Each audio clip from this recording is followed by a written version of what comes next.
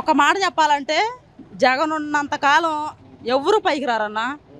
ఎందుకంటే చదువుకున్న వాళ్ళు ఒక్కళ్ళకి కూడా జాబులు లేవు. ఒక ఇంట్లో పింఛని బిడ్డకి పింఛని వస్తుంటే ఒక్కరికే రావాలని మళ్ళీ పెట్టిన పింఛని వెనక్కి తీసుకున్నారు. ఇంట్లో ఒక్కరికే వస్తుంది. ఇప్పుడు మాకు నాన్న లేడు, నాకు మా అమ్మమ్మ ఉంది. మా అమ్మకి తీసేసి మా అమ్మమ్మకి ఇస్తున్నారు. మరి ఆమె చేసుకోలేదు, ఆమెకి డబ్బులు ఎక్కడి నుంచి వస్తాయి? అప్పుడు రెస్పాన్సిబిలిటీ ఎవరిదే? ప్రభుత్వాందే కదా. మరి అన్ని చేసినప్పుడు చదువుకున్న పిల్లలకు జాబులు ఎందుకు రావట్లేదు అన్నయ్య? ఇంకా జగన్ గారు ఎందుకు వస్తారు మన కాడికి?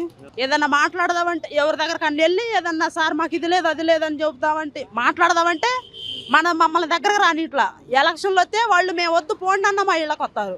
చుట్టూ తిరగటం ఏంది, మా పిల్లలు ముడ్లు కూడా అడుగుతారు. మేము వద్దన్నా కానీ మా ఇంట్లో మా కోడి ముట్టు కూడా అడుగుతారు. మాకు ఏదైనా అవసరం ఉండి వాళ్ళ దగ్గర పోతే జరుగుండి అని అంటారు. అంత దూరంలో కారులో వస్తుంటే వద్దు జరుగుండి అంటారు.